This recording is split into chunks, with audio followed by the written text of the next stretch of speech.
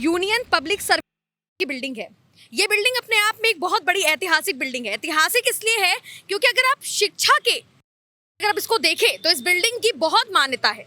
ये वो बिल्डिंग है जो देश में बड़े से बड़े अधिकारी, चाहे वो आईएएस हो चाहे आईपीएस हो, उनको उनका जो करियर है, जो मार्गदर्शन है, उसको निर्धारित करने का जो अंतिम चरण होता है, यानी इंटरव्यू प्रोसीजर होता है, वहां तक ले जाने में इस बिल्डिंग का बहुत बड़ा योगदान है। आज इस समय जो है यहीं पर मैं मौजूद हूं और जाहिर है कि अब आप समझ गए होंगे कि हमारे आने का उद्देश्य क्या है, क्योंकि देश में जो बहुत बड़े से बड़े अधिकारी पद पर आसीन होते हैं, देश का युवा वर्ग इसी बिल्डिंग पे जाता है, इंटरव्यू देकर आता है और फिर बताता है कि इंटरव्यू में उसके साथ कैसा क्या रहा। तो क्या रहा क्या नहीं रहा ये तो अभी पता चल जाएगा, थोड़ा सा समय इंतजार करना पड़ेगा। तो अभी हम यहाँ पर मौजूद हैं और उन एस्पिरेंट्स का वेट कर रहे हैं जो इंटरव्यू देकर आए हैं। उनसे पूछेंगे कि क्या कुछ रहा उनका अंदर, किस तरह के क्वेश्चंस पूछे गए, कैसा इंटरव्यू गया, क्योंकि इंटरव्यू ही निर्धारित करेगा कि वो अपनी इस लड़ाई में कितना ज़्यादा सक्सेसफुल हुए हैं। तो आप देखते रहे और मैं आपके साथ आकांक्षा मिश्रा हूँ। आगे लोगों से जुड़ेंगे, उन स्टूडेंट से जुड़ेंगे और उनके अनुभवों को जानेंगे कि यहाँ पहुँचने के पीछे का रीज़न क्या था और किस चीज़ को इंस्पिरेशन रखकर वो यहाँ तक का सफ़र तय कर पाए हैं। घंटों इंतज़ार के बाद इन्होंने मुझे अपनी मेहनत की फाइल जो है हाथ में थमा दी है और पसीना छोड़ते हुए ये बाहर से अंदर से बाहर आ गए हैं और एक्साइटेड कुछ थोड़े ज़्यादा दिख रहे हैं, लेकिन शर्मा भी रहे। आप शर्माइए मत, कैमरे की तरफ देखिए, अपना नाम बताइए। मेरा नाम भानु प्रताप सिंह है। ओके, तो ठाकुर साहब, अब आपको ठाकुर साहब बुला सकते हैं हम। अच्छा, तो ये फाइल आप अपनी मेहनत अपने पास रखिए। ये बताइए कि कैसा रहा इंटरव्यू? इंटरव्यू काफ़ी अच्छा था, बहुत कॉर्डियल था और आराम से हम लोगों ने बात की। अच्छा, मतलब कि एक अटेम्प्ट था आपका ये या फिर ये कौन सा दूसरा अटेम्प्ट था, मतलब पहले अटेम्प्ट में ही? ये मेरा तीसरा अटेम्प्ट है और पहला इंटरव्यू है। अच्छा, पुरानी ऐसी कौन सी चीज़ थी जिसपे आपने बहुत स्ट्रेटेजी प्लान करके उस पर वर्क किया जो आज आप इंटरव्यू की यहाँ तक पहुँच पाए? पहले हमें सिलेबस को देखना है और प्रीवियस ईयर क्वेश्चंस एनालाइज करने हैं और खुद को लगातार एसेस करते रहना है कि हमें क्या क्या प्रॉब्लम्स आ रही हैं, क्या कहाँ हम वीक हैं। तो ऐसे अगर स्ट्रेटजी बनाई जाए तो आराम से निकल जाता है। मीडियम है, इंग्लिश मीडियम है? मेरा हिंदी मीडियम। तो दिक्कत हुई होगी, मतलब कहा जाता है ऐसा ऐसा भौवा बना हुआ है कि हिंदी मीडियम वालों को कम्युनिकेशन में प्रॉब्लम होती है, थोड़ा इंग्लिश के प्रोनाउंसिएशन में प्रॉब्लम होती है, बॉडी लैंग्वेज का थोड़ा ढीलापन रहता है, ऐसा है या फिर सच में? अगर मैंने बताता तो आपको क्या पता चलेगा कि मैं इंग्लिश मीडियम हूँ या हिंदी मीडियम? तो देखिए बातों से पता चल जाता है श स का थोड़ा प्रॉब्लम होता है या कुछ ऐसा होता है। तो आप बताइए कि आपको क्या चैलेंजेस फेस करने पड़े बीइंग फ्रॉम हिंदी मीडियम?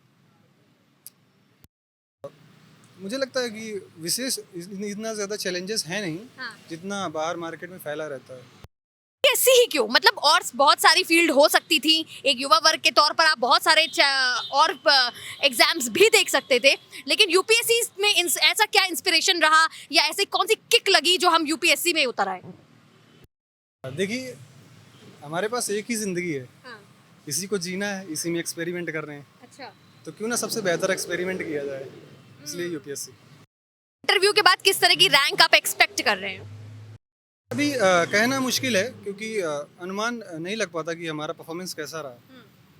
तो रिजल्ट आने के बाद कि हम लोग बोर्ड के एग्जाम्स देते हैं, ठीक है, और हम लोग उस टाइम प्रीलिम्स में भी जब जाते हैं तो हम लोग सोचते हैं कि यार एक स्ट्रैटेजी प्लान करते, फिर जब एग्जाम देने बैठते हैं तो सोचते हैं कि पता नहीं कैसा वाइवा में क्या क्वेश्चन पूछ लिया जाए, जितना मुझे पता है। तो अब ये वाले एग्जाम में जब आप जा रहे होगे तो एक अलग से पैनिक, एक सी घबराहट होगी, और फिर अभी आकर कैसा रिलैक्स फील कर पा रहे हैं या फिर खुद को एक अनुमान लग जाता है ना कि आउट ऑफ दिस इतना मेरा सही गया है, मुझे लगा है कि मैंने इतना अच्छा कर दिया है, मतलब एकदम फाड़ू इंटरव्यू? हाँ, थोड़ा बहुत अंदाज़ा लग जाता है, लेकिन एग्जैक्टली रैंक नहीं बताई जा सकती क्या होगी, सिलेक्शन होगा या नहीं। ऐसी एस्पिरेंट्स के लिए कुछ खास टिप्स या कोई ऐसी स्ट्रेटेजी जो आपके अनुभव के तौर पर आप देना चाहते हो कि आने वाले एस्पिरेंट्स के काम आए? पहली ये कि मार्केट में बहुत ज़्यादा बहुत ओवर मटेरियल उपलब्ध है, हमें उससे बचना है। सबसे पहले बहुत ही कंसाइज वे में अपनी प्रिपरेशन को स्टार्ट करना है और मार्केट में क्या क्या चल रहा है उससे बचते हुए हमें सिर्फ यूपीएससी का सिलेबस डाउनलोड करना है, उसको देखना है, बहुत स्टैंडर्ड बुक के साथ पढ़ना है, बहुत ज़्यादा कोचिंग की तरफ नहीं भागना। इसका मतलब समझ लूं कि आपने सेल्फ स्टडी करी है? सेल्फ स्टडी ही की है और ऑप्शनल की क्लास मैंने सिर्फ की, बाकी सब खुद से किया। का कैसा रवैया था? मतलब अच्छा था, मतलब कूल थे, या थोड़ा सा लग रहा था कि हाँ ये नर्वस क्रिएट कर रहे हैं और मैं घबरा सकता हूँ अंदर जाके? बहुत अच्छे थे और Cooperative थे। बहुत कॉर्डियल था बोर्ड और आराम से लोग बात कर रहे थे। इस टॉपिक से ज्यादा क्वेश्चन पूछे गए नियर बाय? मेरे बैकग्राउंड से ज़्यादा थे। बैकग्राउंड से जैसे? फॉर एग्जांपल एग्रीकल्चर और कानपुर की टेक्सटाइल इंडस्ट्री ये सब। अच्छा, तो जिस तरीके से पर्सनल हॉबीज होती हैं, इससे रिलेटेड कुछ क्वेश्चन आए थे? हाँ, बस हॉबी से रिलेटेड एक क्वेश्चन था। तो कैसा रहा अटेम्प्ट आपका? जो ये अटेम्प्ट पहला है, दूसरा है, कैसा? नहीं, ये दूसरा अटेम्प्ट है मेरा। इससे पहले अटेम्प्ट दिया था? पहले में प्री नहीं हुआ, पहले में प्री नहीं हुआ था। अच्छा, कैसा था? मतलब टफ रहा इंटरव्यू, या मतलब क्या उम्मीदें हैं इस इंटरव्यू के बाद? अब क्या लगता है कि आगे के रास्ते खुलने की उम्मीद है? हाँ, थोड़ी उम्मीद है, बट ये भी है कि मेंस का नंबर आपका कितना था इस पे भी डिपेंड अच्छा, जैसे कि आपने पहले एग्जाम दिया था और अभी आपने दिया है, तो फिर उसमें और इसमें क्या अंतर लगता है, और तैयारी किस हिसाब से कर रखी थी? पहले वाले में प्री नहीं हुआ था, तो जब प्री नहीं हुआ तो फिर मेंस का तो कोई सवाल ही नहीं उठता, और इस वाले में फिर थोड़ा सा प्री की और अच्छे से तैयारी की गई तो प्री हुआ, फिर मेंस दिया गया। अंदर का जो पैनल था वो कितना कोऑपरेटिव था? वो तो काफ़ी कोऑपरेटिव था, मतलब मैम तो सत्यवती मैम का बोर्ड था, तो वो बहुत स्माइल करते हुए क्वेश्चन सारे पूछ रही थी। अच्छा था। क्या स्ट्रैटेजी प्लान करा था, मतलब कि इस बार मुझे निकालने के लिए क्या कुछ सोचा था दिमाग में, माइंड मेकअप क्या था कि ये स्ट्रैटेजी से पढ़ाई करूंगी, इस तरह से निकालूंगी? देयर इज नथिंग स्पेशल, सारे टॉपर्स जो फॉलो करते हैं सेम वही, बस वही है कि कोई आपकी- खास कोचिंग करी थी, मतलब कि या सेल्फ स्टडी? नहीं, कोई खास कोचिंग नहीं की थी, टेस्ट सीरीज के लिए मैंने कोचिंग की थी, क्योंकि वो फिर आपका आंसर चेक करके देते हैं, अदरवाइज सेल्फ स्टडी था। अच्छा, आईएएस एस्पिरेंट्स जितने भी हैं उनके लिए क्या कुछ खास टिप्स हैं आपकी? जो टॉपर्स बताते हैं आप उन्हें फॉलो कीजिए, वो सबकी स्ट्रेटजी सेम ही रहती है, बस ये है कि आप कितना अच्छे से उसको कर पाते हैं। क्या लगता है, अभी ये इंटरव्यू तो निकाल दिया है ना, आने वाले टाइम में क्या लगता है कि कितना आपको अपने ऊपर भरोसा है कि ये जो इंटरव्यू आज का गया है उसके बिहार पे क्या लगता है कितना सक्सेसफुल होगा? देखते हैं।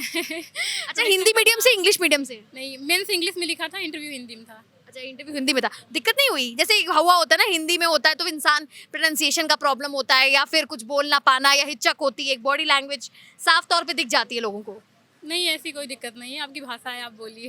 ऐसी कोई दिक्कत ऐसी कोई दिक्कत नहीं। अगर आप आईएएस बन गई, भगवान करे बन जाएं, और हम सबकी तरक्की हो, एक तरीके से देश का विकास हो, तो क्या सपने हैं आपके? आप एक अधिकारी के तौर पे अपने आप को क्या कुछ बदलाव आपके दिमाग में है, दिल में है कि अगर मैं अधिकारी बनी तो मुझे ये बदलाव देश के अंदर देखना है और ये मैं करूंगी?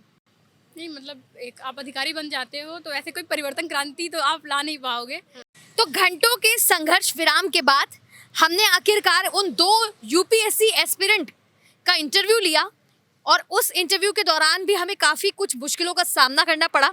वजह ये थी कि यहाँ की सख्त गाइडलाइन और सख्त रूल्स, जो कि साफ तौर पर उनको प्रेमिसेस के अंदर बोल दिया गया था उनकी फैकल्टीज़ के द्वारा, और जो ऑर्गेनाइजर्स थे उनके द्वारा ये साफ तौर पर ये दिशा निर्देश दिए गए थे कि आपको मीडिया की कवरेज से आने से अपने आप को बचाना है। कहीं ना कहीं ये खौफ था उन स्टूडेंट्स के अंदर जो साफ तौर पर कैमरे में देखा गया। और इसी के साथ कैमरामैन शान के साथ मैं आकांक्षा मिश्रा,